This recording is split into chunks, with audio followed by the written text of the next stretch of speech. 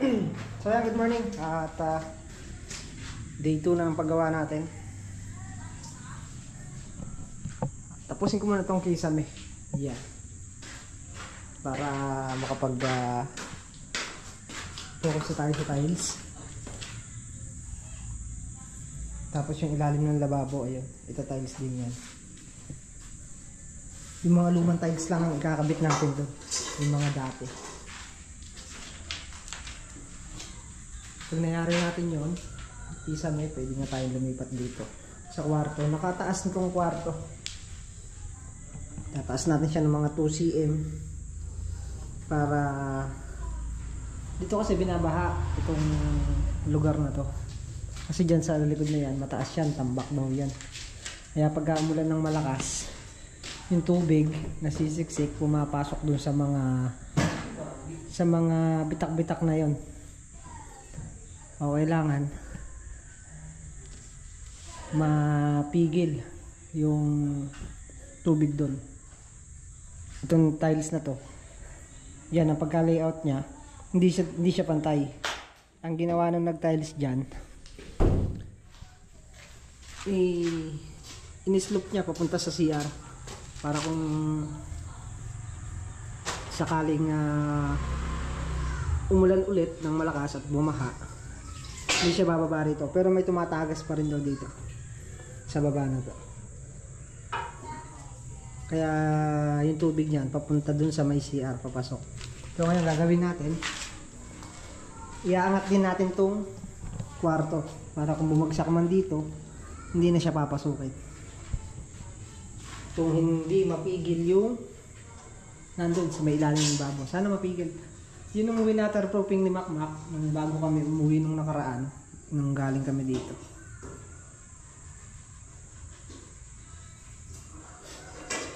Pero umulan nung isang araw, malakas ang ulan. Hindi naman, siguro pagka nagka-tuloy-tuloy doon na iipon ng tubig, bumabagsak dyan, no? Mga ano kasi ito, mga pabahay, tabi-tabi. Diyan sa kabilang wall na yan, may nakatira na dyan. Isa lang ang wall nila. Ganon din dito. Sa kabila na yan. Isa lang din ang wall nila. Sa pang problema namin yung pagtatapon ng basura. Ano yan? 21? Ito, kalat. Kalat na naman yung mga pinagtanggalan niya.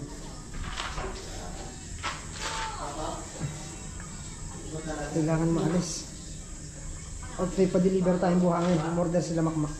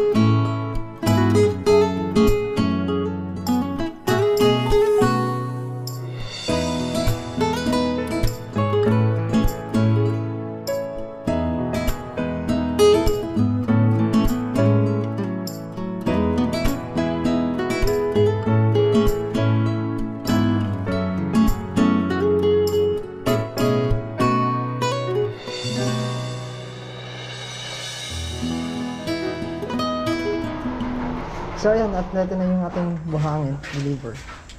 Papakiusap ko tong basura na to kung pwede nilang hakutin. Tatanong natin. Pasok ulit para mahakot.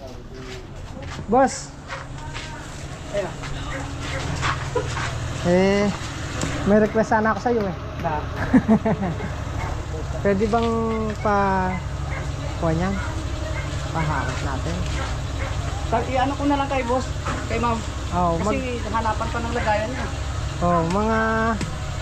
Ay, sige lang. Ay, dadaan. Hirap kasi dito, tapunan ng basura. Uy, pasok pa yun. Hahagis lang nila yan itong buhangin.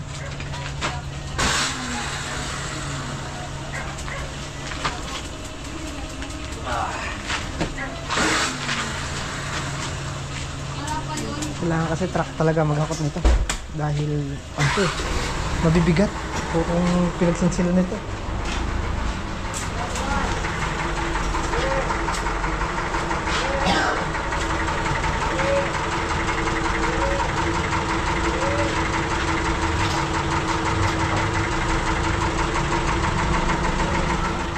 Ano sabi? Okay na to? Ayan. Oo. Saksak. I-repeat mo na lang. Saksak na. Nakasaksak. Nagkaputol-putol lang. Gawa ng yung materialis natin. Hindi pala kita. Yung mga harditex na putol-putol dito dati. Ayan. Yun na lang ang ginamit natin. So, pinaputol-putol ko na lang. Kaya naman takpan ng ano yan, ng masilya. Yung basura naman, papaalam muna nila dyan sa boss. Kung pwedeng pwedeng hakutin. Bili mo muna silang soft drinks. Oops! Oop! Hindi ka nagsabi. Sorry. Dalawa, bili mo sila soft drinks. Soldeng, Ah! malaki ba? Ay, malaki na lang. Sige. Kung may mismo na lang. Dalawa. Sa tinapay. Paji bar.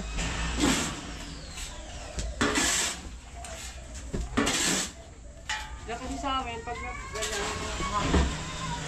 inaano namin, kahit sa hapon, pag nag-out, Pagka mag-out. pinapaalam namin sa boss namin kasi yan ang gusto din. Hindi, kung pwede nyo naman mamayang balikan mamayang hapon. Oo, tanungin ko na lang siya. Dito lang yan no? Para pag nag-out, kung anong gusto niya o papakot sa amin. Oo. Para matanggal na kasi dito. Basta may dikit ko dyan, hindi na, no? Oo, hindi na. Hindi mo na maipakat.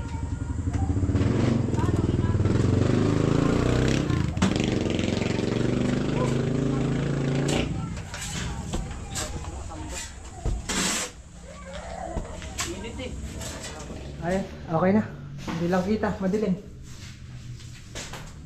Laps na yun. Ilolods. Di kabok.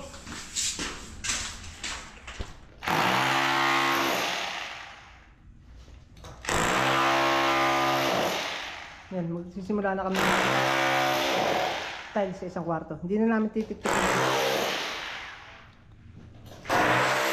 Dahil nakaangat naman. Iaangat naman natin siya. So, papatungan na lang natin ito. Ganun din sa kabilang kwarto.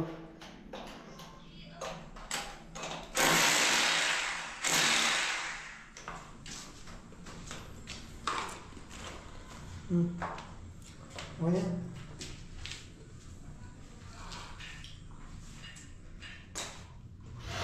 Wala sa eskwala.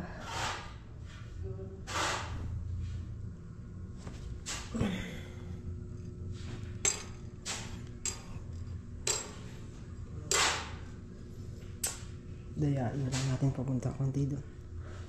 Dito 59 lang siya. Pagdating ko sa dulo ay 59. Yan, ito naka-eskwala yan. 59. Pagdating dito sa dulo 63.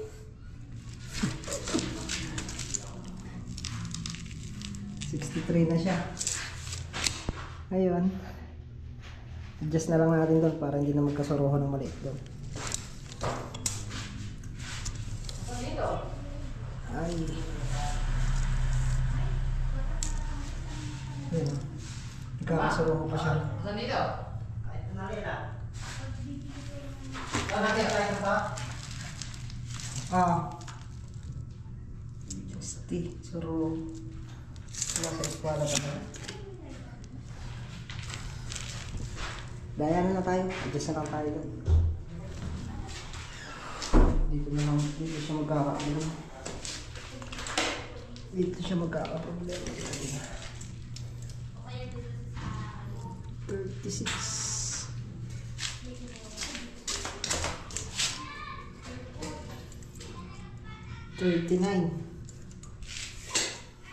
Dito na lang tapon yung suro. Doon, buo na natin yun. Nasa eskwala talaga. Nagkapabahay. Wala sa ayos. Ha? Hindi sa pinto. Saan simula? Ang gitna. Ang gitna? Ayun na, hinapa mo na yan. Diyan sila nagsimula. Tingnan mo kasi, doon 59. Mula sa tansi. 59 siya hanggang sa pader. Eh, in-eskwala natin yan. Ito. Pagdating dito, 63. Adjust na lang tayo dun. Tadayain na lang natin.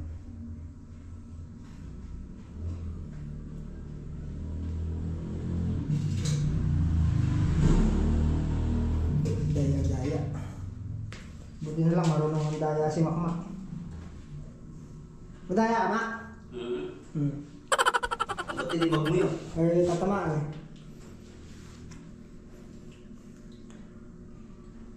Papalubog na. Pangit kung magkakasuruho pa rin, no? Dedusog na lang natin konti din. Kung magkakasaraw mo. Doon, magkakasuruho ng 3 cm. Dito, tatabas pa rito. Oo, hindi tumabas yun. Ano gawin yun? Isusunod natin sa ano, mawawala siya sa eskwala.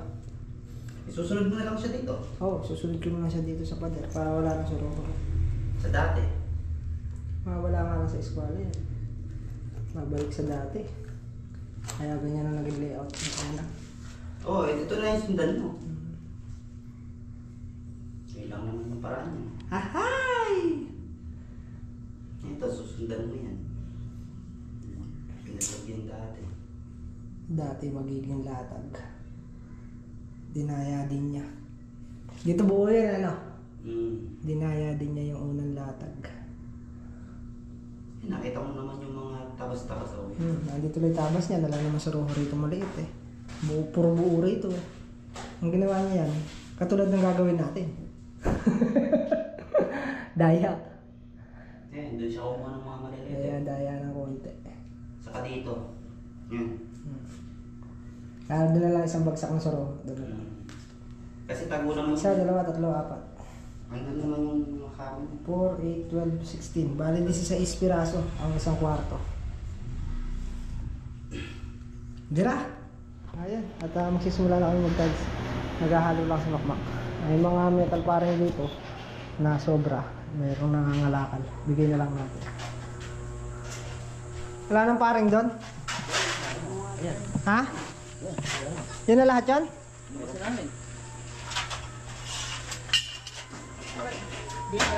Sige lang kuya, kunin mo na. Para may kalakal. Wala ka bang alam boss, nagtatapon ng basura? Hindi ko kasi alam tapunan dito bro. Hindi ko alam kung saan yan. Kahit ako na magtapon. Okay. Pagalitan ako dyan sa labas. Pagkasang tayo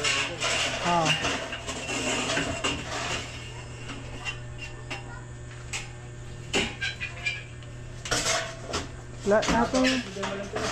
Lahat ng metal paring labas na. Pakinabangan.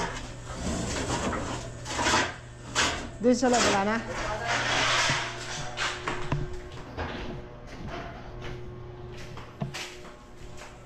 Wala na.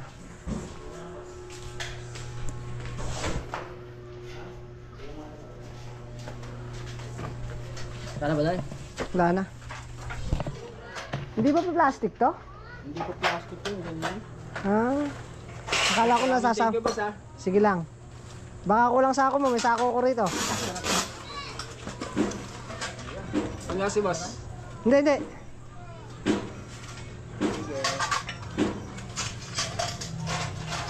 Wala na?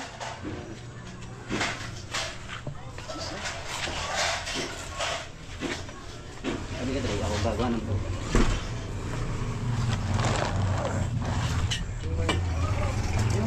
Ah.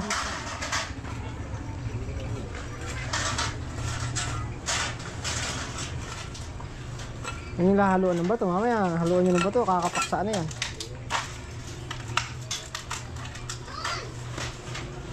Dre, lagyan ng tubig. Kakasya ba sa sako mo?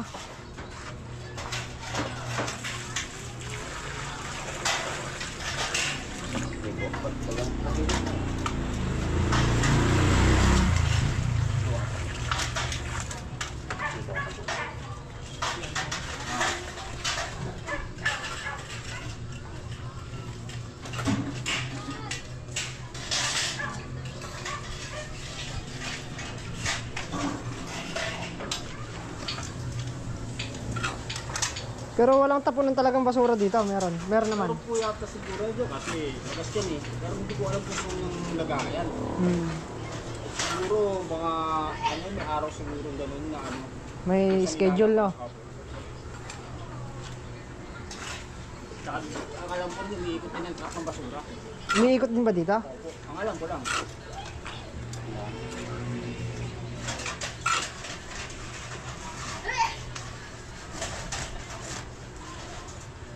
Baka may magtatakot dito kami mga basura. Buhangin yun. Oo yan. Bato yan to. Bato yun? Papatapon din? Saan ba? Yun? Nakadrawang sa ako? Yung 5, 6. Baka magkapatapon sila.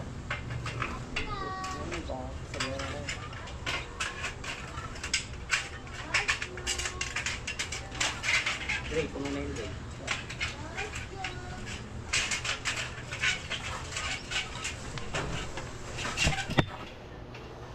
Luwan nyo na. Sige pa siya space natin, no? Kailangan talaga matapon ng basura na yan, eh.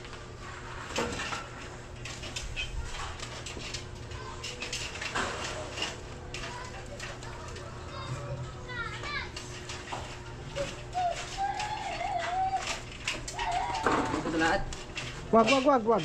Diyan mo na mo. Konti lang. Sige. Hop. Hop. Okay na. Dry pack lang maka. Hindi nakalikabukan yan. Dry pack lang na. Yaman mo matining. Yung tatambo na. Maraming thank you, boss. Sige lang.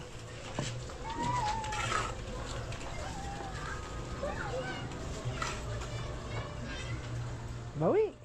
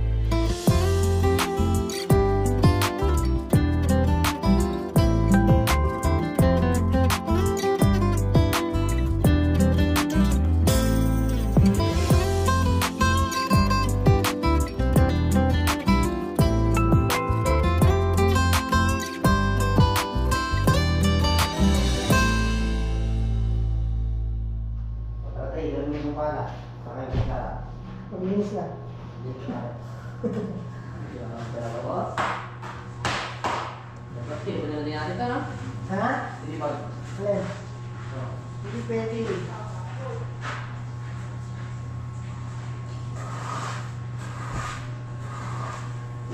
Ay.